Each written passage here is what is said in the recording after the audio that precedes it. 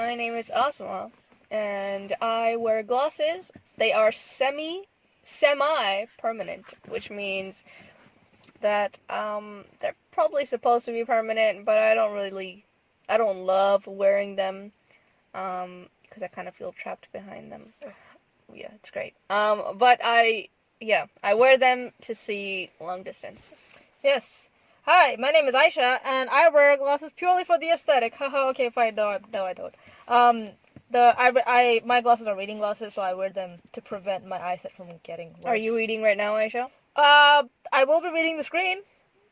Okay, fine. Yeah, exactly. Yeah. And yeah, I understand what you mean by like feeling the trapped thing. But then it's nice because I feel like I'm, protected from everyone else.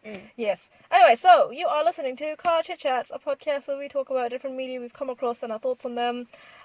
This week we're talking about the same thing we were talking about, last time, but this time it's just on a different topic that the guy deals with. So last week we talked about this video that we both watched, Asma and I watched, called Emotional education. Emotional Education, and it was a speech made by Alain de Botton. So Botton, like with an O-N at the end. Asma was making a face. Like we've already talked about this. Go on, move on. Fine. So yeah, in this little speech, he talks about all sorts of good stuff. He talks about society, relationships and friendships, and he talks about knowing yourself as well, and that's what we want to talk about today. Yep, and all of those things, in conjunction with becoming emotional adults, like emotionally stable adults. Yeah. Learning how to be, just getting an emotional education. Yeah, as the title says. Absolutely. Yeah.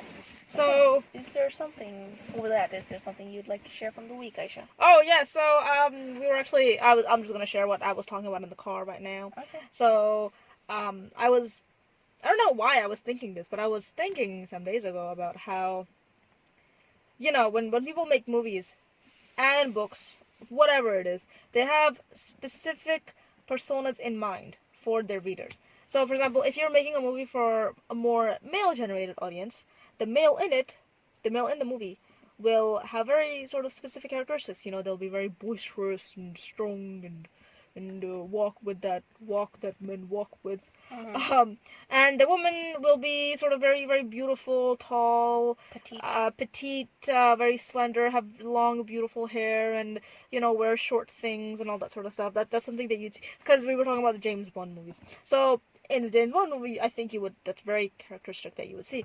On the other hand, when you think of a man in for example, a chick flick, or like any other teenage love movies. Yeah, teenage romance movies, or like rom-coms and stuff, which are generally made for women. You would see the men being like, still relatively manly. They would have the muscle, and they'd be tall and broad-shouldered and all that sort of stuff. But they wouldn't they would also have sort of soft personalities, I think. They'd be kinder. They would speak in a more gentle tone, and they would have a dog or something like that. Like they would love their mothers, stuff like that. Yeah. And it was really interesting. So I was like, okay, so we know what men like seeing in men and women. We know what women like seeing in men, but what do women like seeing in women? And that's something that really perplexed me, because I was like, yeah, that's true. I don't know. Yeah. I don't know what I like seeing, what I see on the screen, and I'm like, yes, this is the kind of woman I want to see on the screen. So this was just something I was thinking about. And I also said that Katara is sort of the kind of woman that she'd want to see. And I haven't seen Avatar, I'm sorry, but yeah, but I get what you mean, because I've seen like the first few episodes. I've seen like snapshots of it here and there. Yeah, and I was thinking, from my perspective, I was thinking maybe Hermione is someone that I would like to see as a, the kind of woman that I'd like to see on screen, but that's something I still have to think about a little bit. Yeah.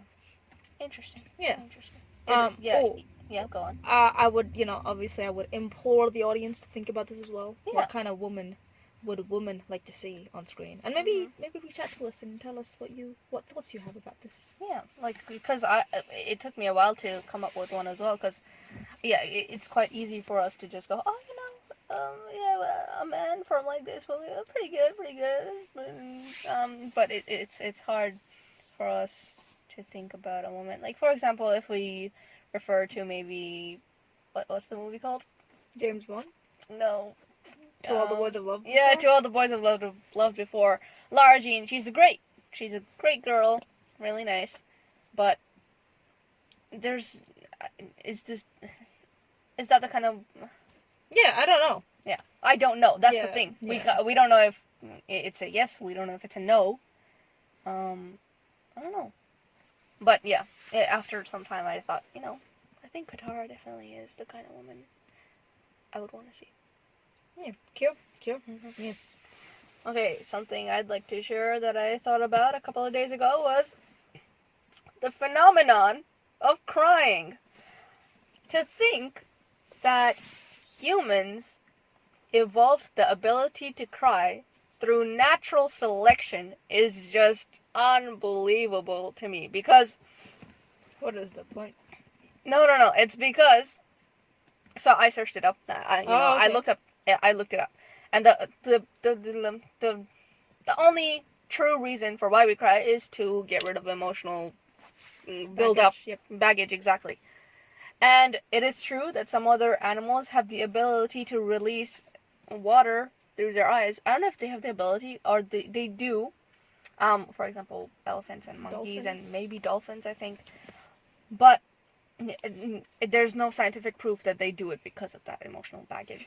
And just to think that through natural selection, a person who has the ability to cry is more fit, right? Is more fit in the environment compared to someone who doesn't have the ability to cry.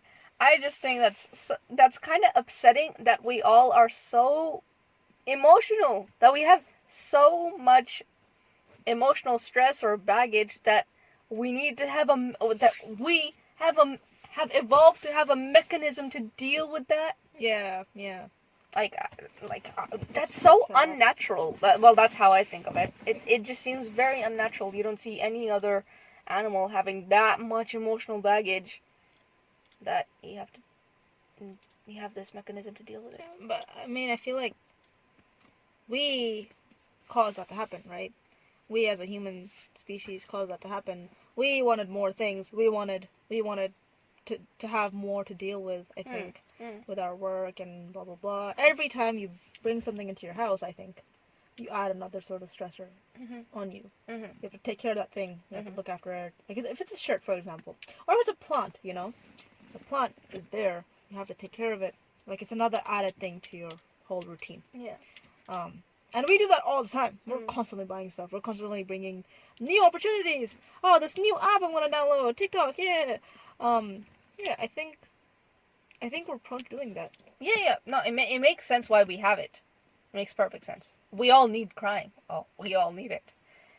But it's just really weird to me to think that we have developed this mechanism where we release water from our eyes because that helps us in becoming more emotionally stable. Yeah, It's just really weird to me. Yeah, it is. It is very interesting that that's how we do it, I guess.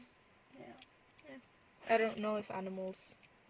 Yeah, probably not. Animals probably don't have. No, they that sort don't. of stress. Yeah, they don't. They don't have things to stress about. Yeah. I mean, from that perspective, because I'm gonna try and live a life with like zero stress, right? That's sort of my aim. Yeah. Is that the best? Because I think it's a pretty good idea, but I feel like I think you and Abu were like, yeah, but you will inevitably get stressed at some point, Yeah. Or like, is it healthy to just stray from that completely and just try to live a completely stress-free life? That's the thing. If you are aiming for that, which I think a lot of people aim for on small scales and on large scales, you end up developing things in your body instead of your mind. Because what you're going to try to do is live a stress-free life in your head, right? No, so that would mean, like, for example, I go to work and I realize this person at work is a poo-poo head. I will quit work and work somewhere else in a better place because I know that it's not going to give me stress. Okay. That's what I mean. Or like, living in a small house without many possessions, because I know that those possessions will bring me stress because I have to take care of them and look after them and wash them and all that sort of stuff. Okay. That's what I mean. Okay. Yeah, well, physical stressors. I mean, I don't know if that's possible. Yeah. But you can strive to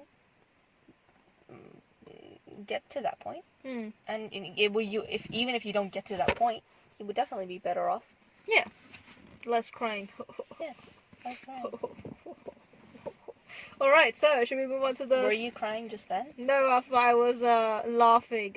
That it's a bit confusing sometimes with all these emotions all over the place, Yes, of course. Of course. Yeah. Alright, so, self-knowledge. Okay, so the main concept that he talked about in terms of self-knowledge is knowing your childhood.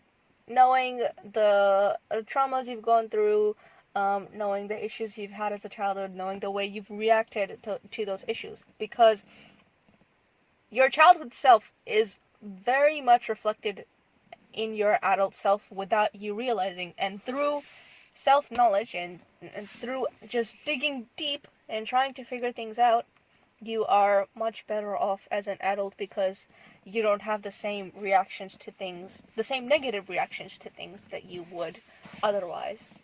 Correct? Yeah. Do you have, so, what does it mean to have self-knowledge, Aasima? Well, okay. I can't say that I do have a lot of it, but, for example, a couple of weeks ago, we were talking about, quite a long time ago, we were talking about Mola Mira Mola. Yeah. The episode, I don't know what episode number it was. That translates to Lord, my Lord. And towards the end of that episode, we started talking about how you and I are kind of emotionally closed off because, in a way where we don't feel immense feelings for people. Yeah. Like that are described in, for example, movies or songs. And you made the statement, and that made perfect sense to me, that it is because we needed to close ourselves. Yeah, as children, Yeah. as when we were growing up, we had to close ourselves off in order to deal with the situation around us. How did you realize that? That's self-knowledge. Oh, yeah. I know that because when I think of in my past, when I was like 11, 12 years old, when we were going through a specific trauma, like something that was happening in our lives that was making us miserable, and obviously going through things that we shouldn't have gone through because we were too young to experience these things. Yes. Then I remembered that the way I would deal with it was I would grab my Kindle or my Sony e-reader, whatever it was called, that I would read a book and I would try to create something using crochet at the same time. So rather than deal with the whole situation, I would just completely shut myself off. I don't know what you were doing in that time. I think you were listening to music or something. I didn't care about anyone. I just cared about, putting myself in a small hole that no one can touch me, and I don't have to experience all the crap that was going on. Yeah. So that's how I dealt with it. And you'd also be listening to music while you'd have headphones in. She'd be reading and she'd be doing crochet. So I'd be doing. I used to know how to multitask. I guess maybe I needed it at that time. Yeah, I don't need it anymore, right? Because now I can't do that stuff. So yeah. Yeah, but okay, that makes sense. But how did you realize that this whole concept of us being a bit closed off has to go back to how did you remember that? Did you actually sit down and think about, this might be the reason?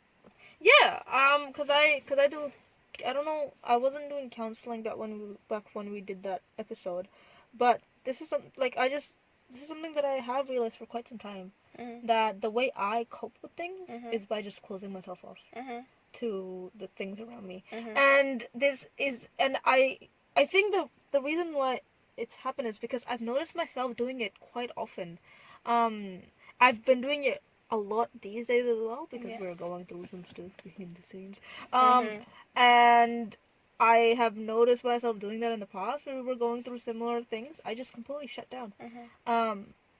So it's because I have these memories where I'm like, yeah, this is what I do. And I don't even realize, like, now that I do it, I'm like, oh, okay, now you're doing that thing again. Back then, I didn't even realize I was doing it. Yeah. Some part of me was like, you need to do this. This is how you protect yourself. Okay, so perhaps one way to get to that is just asking why. Why do you... Why am I like this? Or you ask, how do you cope when stressors come up? Because for some people, it's like trying to be the perfect person. If it's like, if you're when you were younger, if, for example, your parents would be like, oh, bad boy for doing this thing, to avoid that happening, you would strive to be the perfect child. Yeah. Get straight A's, to sleep on time, not play video games, not ask for ice cream, not ask for chocolate, blah, blah, blah, blah, blah, blah. And now, for example, you go to work to avoid your boss going, oh my god, what is this? You try to strive for perfection, and that's how you cope with it. That's not how I cope with it. For me, I just shut myself off. Yeah. So it's just, if you think about how did you cope with things when things were happening in the past, and I think, for example, for us, I think it was easier. I mean, it's depressing that it was easier, but for us it was easier because the stuff that we were going through, it was relatively crappy stuff, right? We remembered it quite, like, it was quite vivid, the crap that we were going through. For example, your parents telling you that you're a bad kid for, like, eating too much chocolate. It's bad, but the stuff that we were going through, it's sort of etched into our memory. Yeah. Right? So like we have very good memories of it. Yeah, because it was relatively traumatic. Yes. And so because of that, we can go back to it and think, oh, this is what happened in that time. For some people, the stuff that might have happened to them might have been bad, but it might have been a bit subtle. Yeah, it might have been a bit subtle, and your mind can forget certain things. Yeah. My counselor told me to do this meditation where you talk to sort of your inner child, which is basically where you go into your memories and you think about the person that you were, like, 10 years ago and what you were going through. For me, it was 10 years ago, but for, like, someone that's 40, it would be like 30 years ago, Yeah. And what they were going through, and all these memories came into my mind that I, like, I didn't forget, but, I hadn't thought about it in a long time. Really? That's so I was like, oh, okay, yeah, I remember that time where that happened, and I did this to respond to that. So, yeah, it's, what I'm trying to say is, for some people, it may be hard for them to go, well, how did I cope? Because they might not remember what might have happened to them in the past, because it might not have been as traumatic. Yeah. But I'm sure all of us, like, for example, the stuff that we've gone through is traumatic, but to someone else who has had something else done to them, that may be traumatic to them. So I'm sure we all have some memories where we're like, oh yeah, this bad thing happened to me, this is how I responded. So we could use that to develop, to figure out how we deal with things and catch them when we do start dealing with them in that way now. Yeah. Interesting. Have you figured out anything else by looking back? No. Just the dissociation. Oh yeah, and I guess no, because sometimes I respond to the traumatic thing that's happening with aggression. But honestly, I don't think I used to do that in the past. I think that came up after I was like 13, 14. So it was, I mean, yeah, when you're 13, you're still a child, I think, at least in my opinion. Yeah. But yeah, so another thing is, the way you cope with things, the things you do, they are not things you do consciously. They are subconsciously. Yes. So when I say aggression, I knew that I was doing the aggression. Like, I knew that I was being aggressive towards this stimulus so that I wouldn't be impacted by it. But me dissociating was not conscious. It was just something I would do, and I wouldn't even think about it. And then, like, nowadays, I'm like, oh, okay, you're doing that thing. Where very consciously I would identify this thing I'm doing. So it's a bit hard as well, because you're like, okay, these are the things that I did when I was younger. But I wanted to do them. And then there's some things that you did when you were younger, not because you wanted to do them, but that's how your body coped with them. Does that make sense? Yeah. So I think, in conclusion with that, perhaps, it's that Were you gonna say something? Oh no, I was gonna say so. So overall, no. It's only been a dissociation for me. Yeah. That I realized about myself. Mm-hmm. That's how I deal with things. Mm-hmm. So yeah, I think maybe it could be that things you do subconsciously, they are most likely linked to your childhood. Yeah. Things that you do consciously, perhaps not so much. Yeah. And they might be newly acquired things. Mm-hmm, mm-hmm. For example, someone who might very subconsciously seek validation. Mm-hmm. You know, someone that's like very subtly they like send a photo of themselves. They put a photo of themselves on Instagram.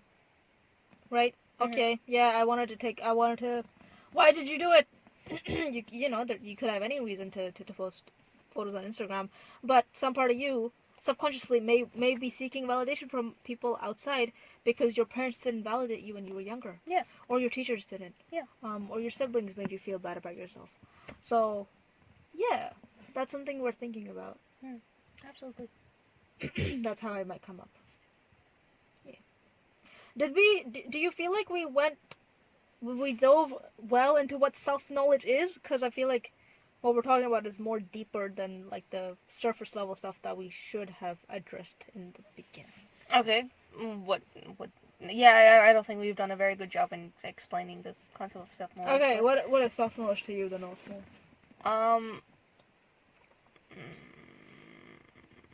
That's the thing. I haven't been able to implement it very well into my life so far. It's okay. When I think of self-knowledge, if I don't think about everything that Alain de Botton has talked about, self-knowledge to me is knowing answers to questions. Like which questions? Like if someone says, "How do you feel about this?" Ah. I say, "I don't know." Like, for example, should you get into medicine? I don't know. Like that sort of thing? Yeah, but more deeper stuff maybe. Like For example, did you have a bad childhood? I'm like, yes and no, so I don't know. Oh, okay. Like, me not knowing how to answer questions, because it's true that my childhood was pretty nice. But it's true that we had really horrible things happening as well. Yeah. So I don't know how to justify to myself that. I don't know if I should be pitying myself or if I should be grateful. I guess you gotta have the balance. Balance. Yeah. I don't know. What is it to you? Self-knowledge to me is knowing how you respond to different things. Mhm. That's basically it, I would say. Okay. Especially from the perspective of what we're talking about. How, you know, the way you respond, how that manifests. And knowing, yeah, that's basically it. Honestly, that's basic. Like, for example, when a stressor comes up, how do I respond to it? Yeah, but isn't it really easy to reach self-knowledge that way then? Because you could just say, oh, I just go to sleep whenever something bad happens. I just go to sleep. Yeah, but why do you go to sleep? Because that's how I've dealt with things in the past. Yes, but do you know what that means? What does it mean? That you're avoiding the issue, right? Okay. And so that could mean that in the future, when, for example, you have a partner and they're like, oh, blah, blah, blah. Blah, blah, blah. You're like, bye. First of all, I don't snore, okay? Second of all, yeah, it's probably right. Okay. Right? So you will avoid the whole thing because you're like, oh, I don't know how to deal with it, right? Yeah. So in that tone. So knowing that, it'll allow you to talk to your partner and say, by the way, yeah, when something happens, I avoid things. So when I'm avoiding things, you need to tell me, listen, you're being an avoidant prude, okay? Excuse me? Sit here and talk to me about this properly. Okay. So, but I want to sleep. Ah, shut up! Okay, we have time right now! Unless you actually really want to sleep. No, okay. Okay, there we go. So self-knowledge allows you to realize how it is that you deal with problems and it gives you enough confidence about yourself to be able to tell your loved ones, this is how I deal with things. Please understand me a little bit more so that when we have issues, you know how to talk to me. Yeah. You know? Someone responds to minor conveniences with aggression. Because when they were young, they knew that aggression would go well with them because their brother wouldn't bully them if they were aggressive towards them, right? Yeah. They have a partner, and the partner's like, oh, blah, blah, blah. They're like, right? Yeah. So if the partner knew this is how they deal with aggression, they would be like, okay, that's just how he deals with it. It's not like he hates me. Yeah. Or she hates me. They would be like, oh yeah, like, this is how he deals with it. This is how they deal with it. And I can help them by knowing that. And not taking it personally. Yeah. And because I know that I deal with it in aggression, I can go on to learn how to not deal with it in aggression. Yeah. Okay. Or be able to explain myself. Okay. That's how I see self-knowledge. That makes sense. But I think that makes self-knowledge be a very small thing.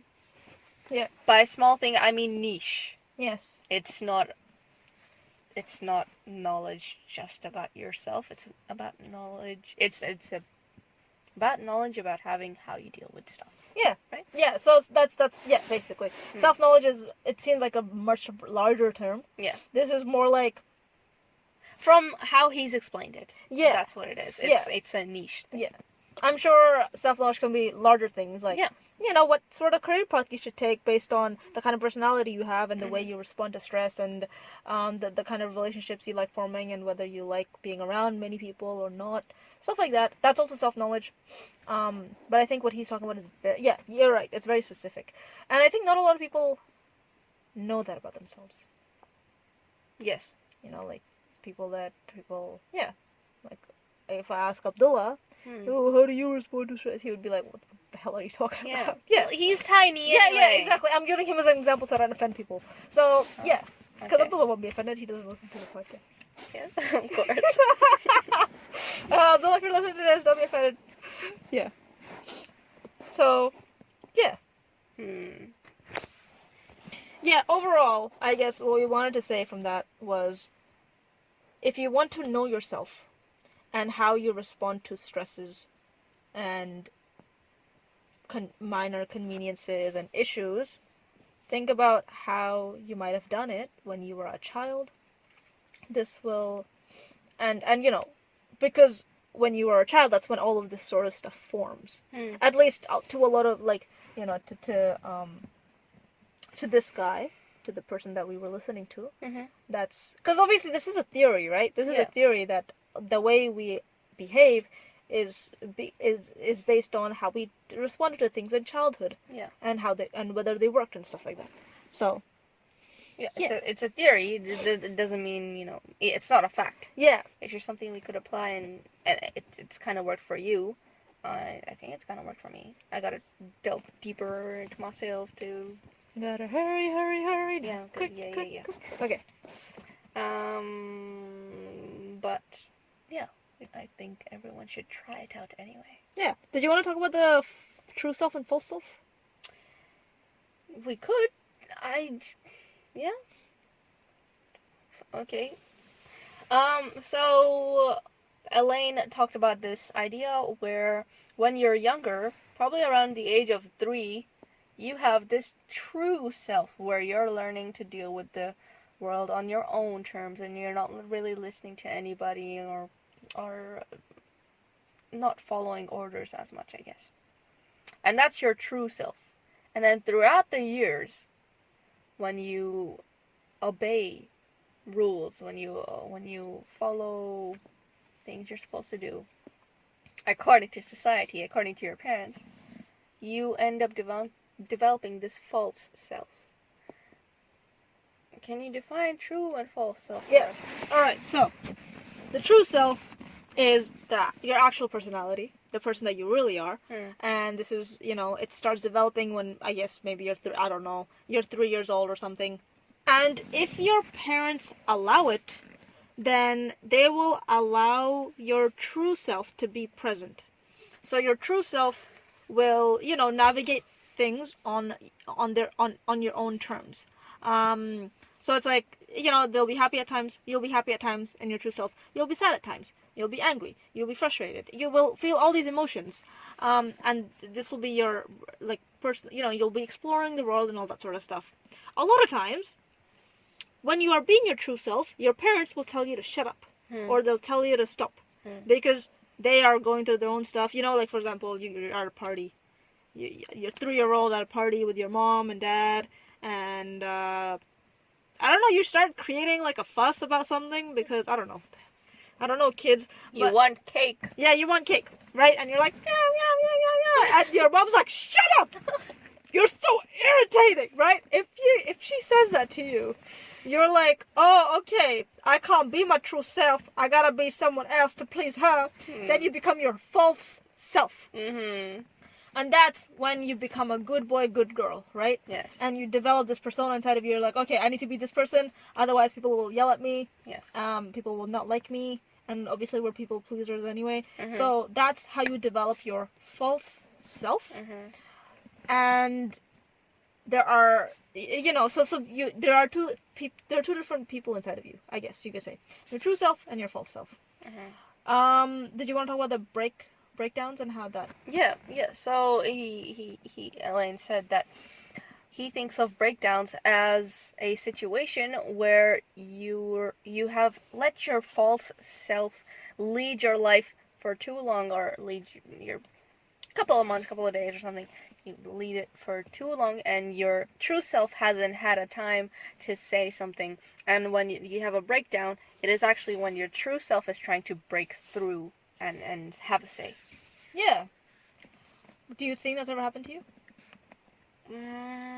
Yeah, maybe. I think so. Like, for example, if I was in a friendship with someone and I kept on maybe,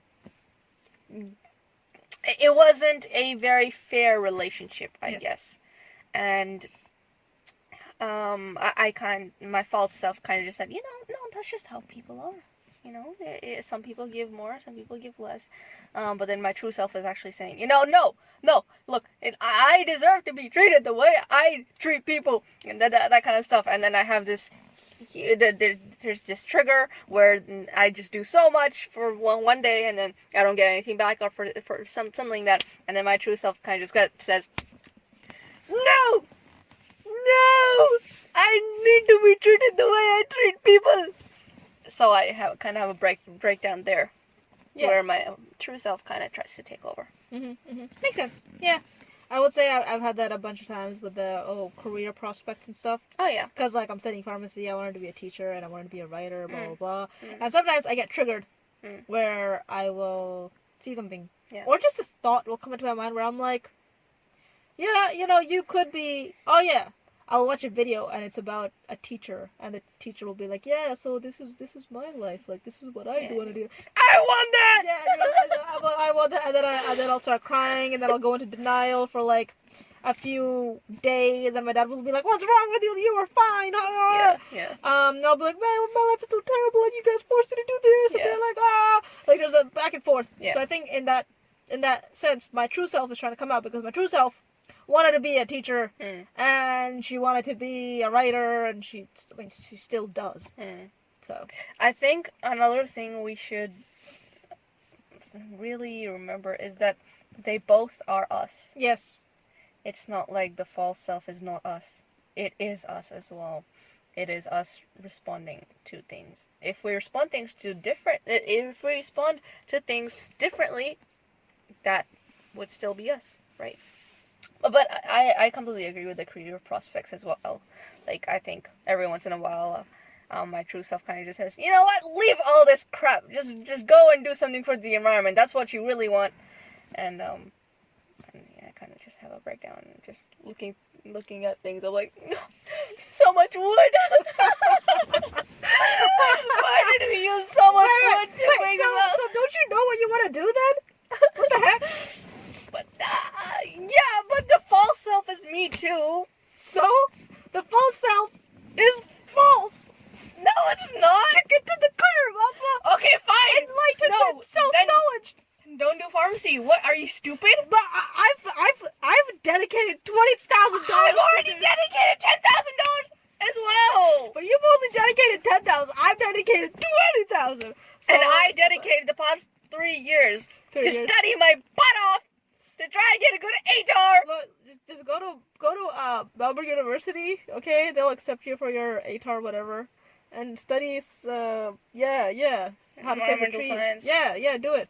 Look, you know why I am not quitting my degree. You know that it's because of perseverance and resilience and all that. What? No, okay, I can apply the same. You said. Resilience. Yes. Yeah, resilience. Exactly. I can stick with the same thing as well. I'm like, oh, I chose this pathway for myself.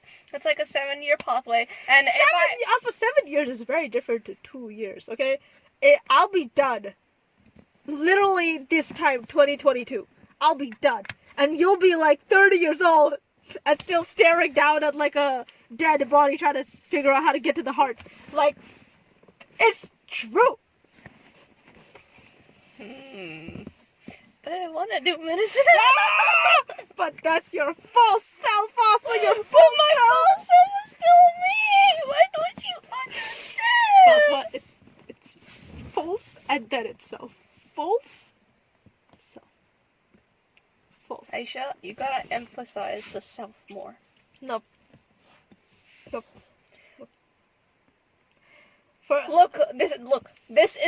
We are literally just playing out the fights we have within ourselves, right? Yes. And we're not getting anywhere. Yours. We're literally not getting anywhere. Yours. So, there's no theory or concept or anything that says you should be listening to your true self more. You should be listening to your false self more. It's not like that, right?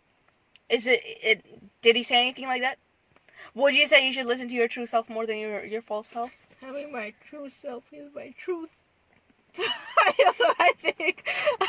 Look, I am hoping that I will listen to my true self once I graduate. That's just dumb. What do you mean? Do it now! But I spent $20,000. $20,000. So it's too much money. I thought. Do I look like I'm rich? Also, I mean, isn't I do. it $30,000?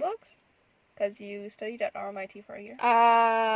Abu paid for some. Yeah, look, Okay. it's 10.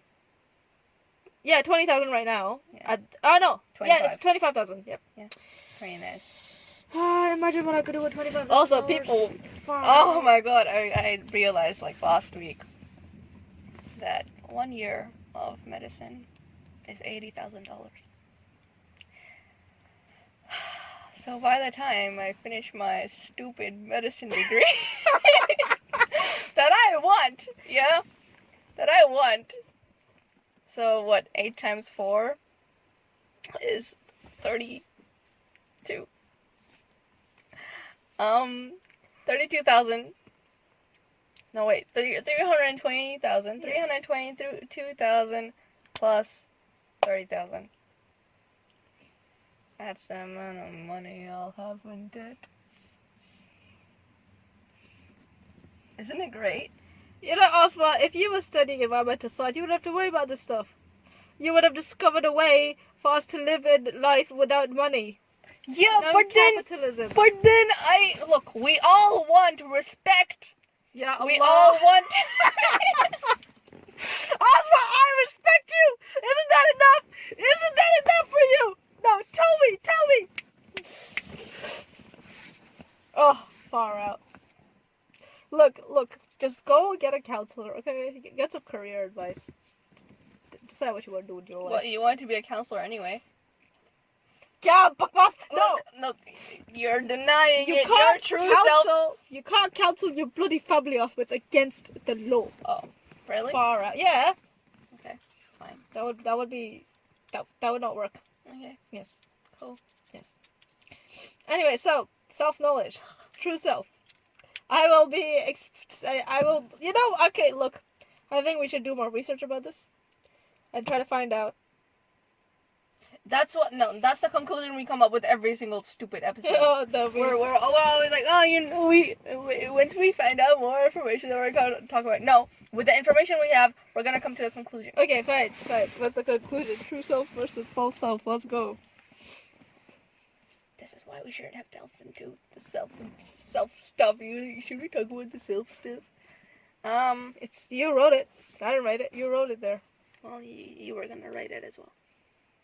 Okay, I think some people completely ignore the true self, and you shouldn't do that because you're gonna have really bad breakdowns. Yurt. How much do you think our parents don't listen to their true self?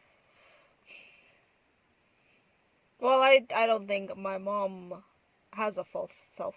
I think all of her is the true self. Why? TBH. I don't think she has a filter. Like she, I don't think there's a. Yeah. She says everything she wants to say. Yeah, she does everything she wants to do. She says everything she wants to say. But that's because of a condition? I don't know. Okay, Abu. Huh? Yeah, I think Abu does have his false self out more than his true self. Yeah, probably. And I think it might actually be because of us as well, in some ways. Because there's often like Abu making jokes about things, and we're just saying, oh, that's not right to do. Yep. And that's Abu being his true self, and then us kind of saying, yeah, it's wrong. No, but so if you make a sexist joke, and that's your true self, is that really who you want your true self to be? Honestly, I don't think the true self has. The true self is definitely badder. Or badder isn't word. Worse, right?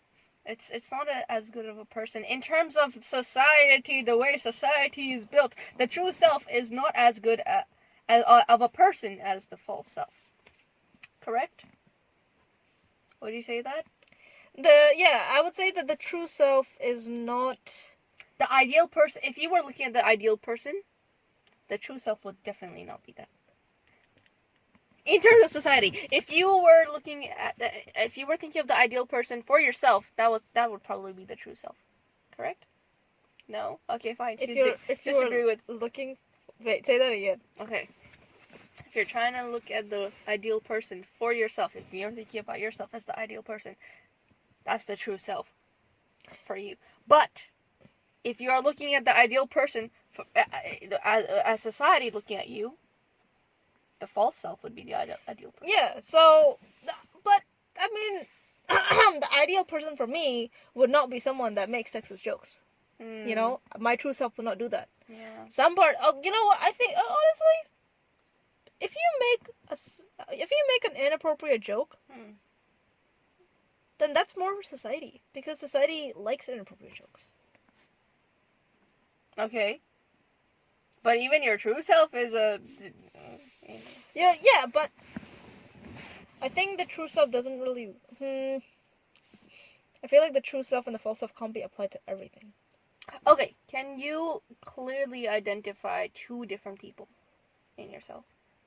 I can't identify two different people, but I can definitely identify two perspectives or two consciousness that are kind of battling with each other. Not all the time. I would go with that. Not all the time, but in specific situations, definitely. Yeah. The false self has allowed me to progress in society. It's prevented me from being like a, getting fines. I mean, if that's what your false self, true self likes to do, far out. My true self is... The only thing my true self wants to do is write books. That's all I want to do. That's all I want to do in my life. But yeah, I don't know. It's a bit confusing. Yeah, but I would say that it's not like they're two completely different people. Just some certain values or certain ideas are different in the true and the false self. Yeah. And I think they can work together. Maybe at different parts of your life. Because that's what you're doing, in a way. Right now you're kind of just listening to your false self and trying to finish up your degree. And then you listen to your true self more once that happens. Yeah, but then I think I do listen to my true self a lot when I'm just living in day-to-day life, because, I will not sort of bend over backwards for people. If someone's like, oh, you shouldn't do that, I will not listen to them.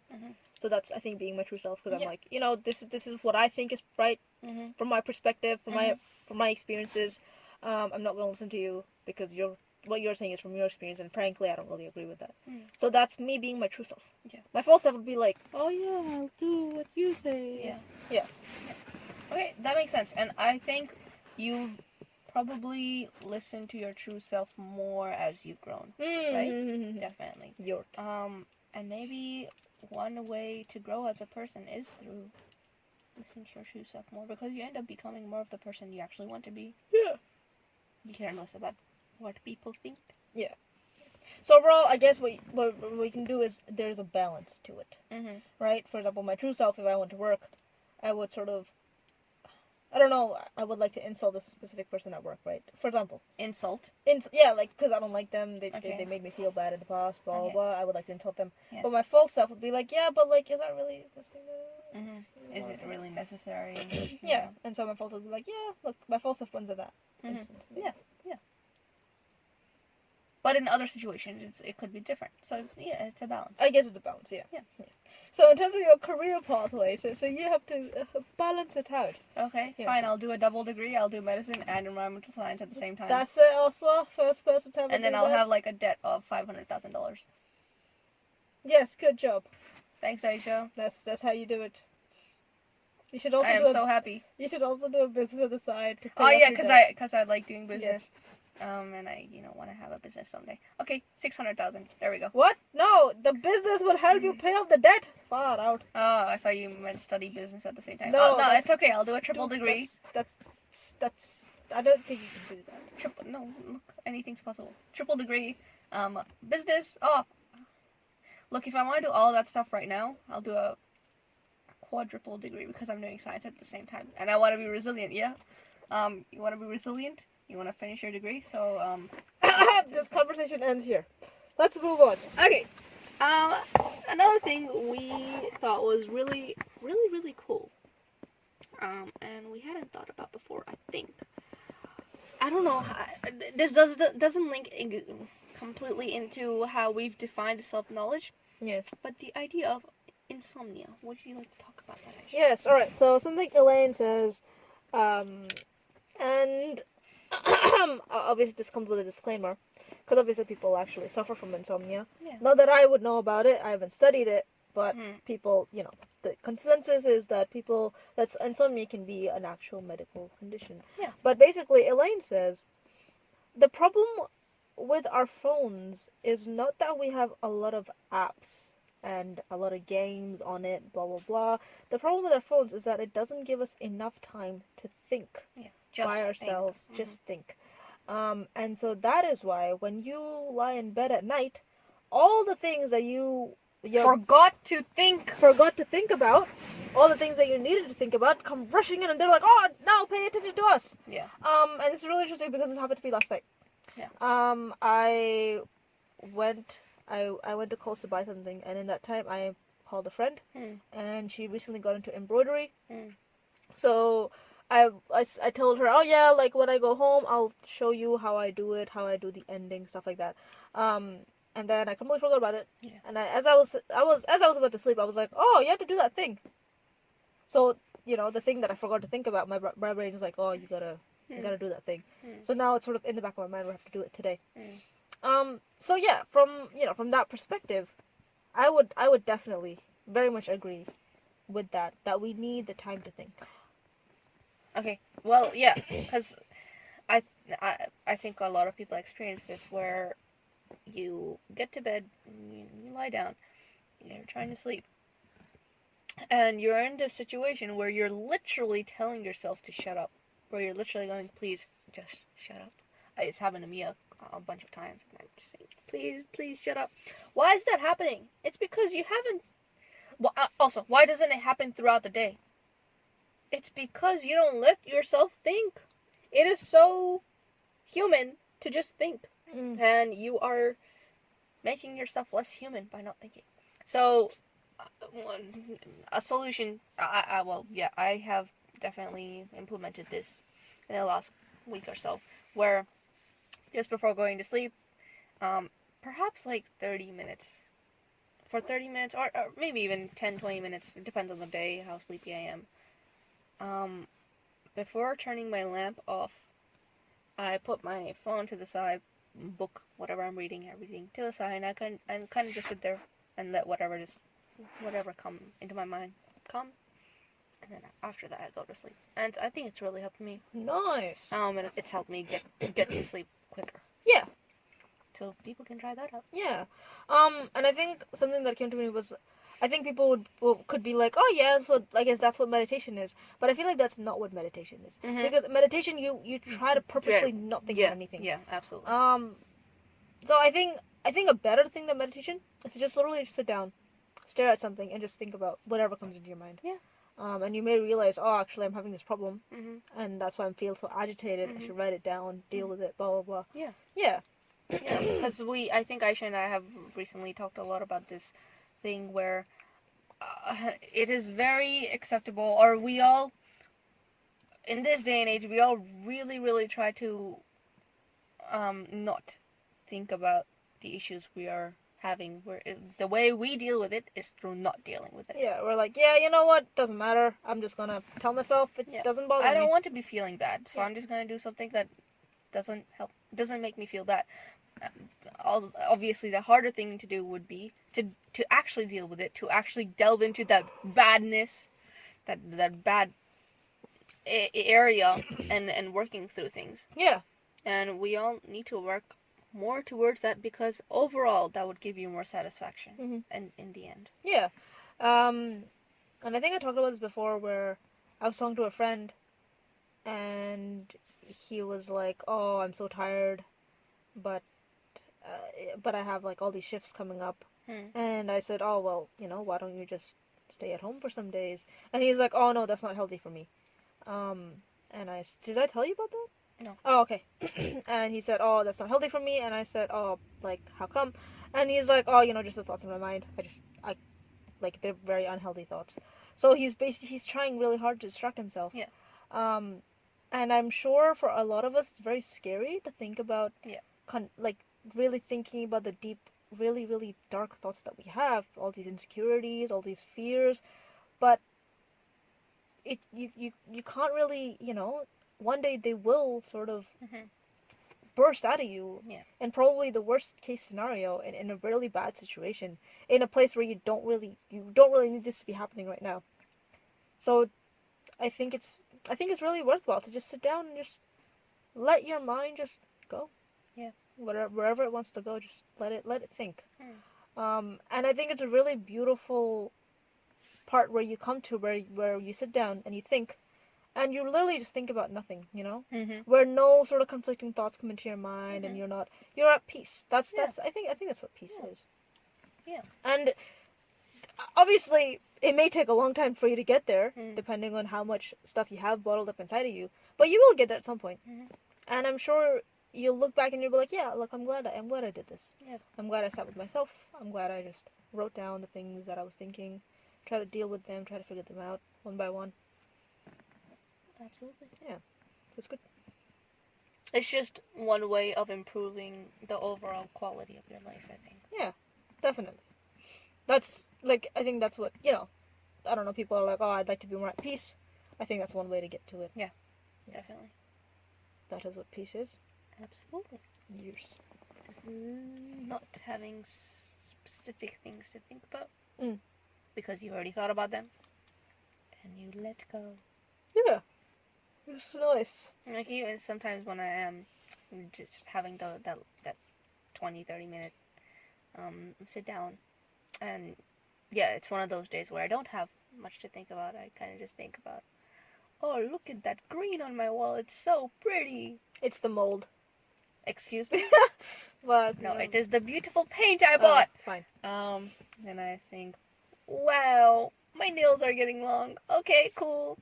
It's just normal small things, and it's really nice. Yeah. Paying more attention to your surroundings. That's what meditate. Oh no, well, that's what being in the moment is. Yes. It's good stuff. Good stuff. Okay. So now we will wrap it up. Yes. What conclusions have we come to? Well, okay. Number 1.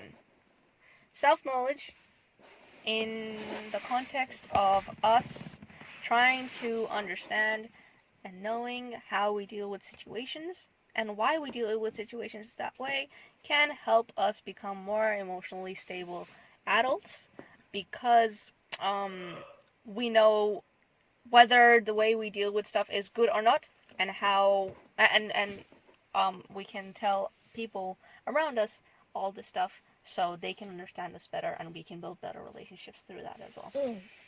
Point number 2. We have a true and a false self. You have to find a balance between these two, or else one is going to try and break through, and it would lead to breakdowns and just bad situations overall. So you gotta, you don't, because I do think there are times during the day where I kind of just say, oh, you're so bad for thinking these things. I think it's wrong for me to do that. But then, isn't that your false self commenting on your true self? Yeah, exactly. So I think that it shouldn't be like that. And you should have a balance between your false self having to say and your true self having to say. How do you differentiate true self and false self? Well, false self usually refers to the person that you have built as a result of responding to society. Yep. True self is what you actually It's the person you've always been. Yeah. But that's just sort of buried underneath the self that has evolved because of societal pressure. Yeah. Which is not a bad thing. Yeah. It's not a bad thing at all. And they both true and false self are you. But it is good to listen to them both. Yeah. And then the third point is that in order to reach peace, one of the things you could do is just let your mind wander off wherever it wants to for a certain period of time during the day. Yeah. And that can help. And if you identify any issues, maybe write them down, think about them, talk about them with a friend, a counselor, try to figure out how to solve this issue that you may be having inside your mind. Yeah. And that'll also allow you to get to know yourself better. Exactly. Well. Self-knowledge. Absolutely. Yes, lovely. So, that is what we had for today. Thanks for listening. If you have any comments on this, please email us at carchitchats@gmail.com, or you can DM us on Instagram at carchitchats. We also have a YouTube channel. You could comment if you want to. Yes. It's also called Carchitchats. Wow. Yeah. Didn't see that coming, Aisha. I don't know how that happens. Yes, anyway, I hope you're taking care of yourself. Yes. And bye-bye. Bye-bye.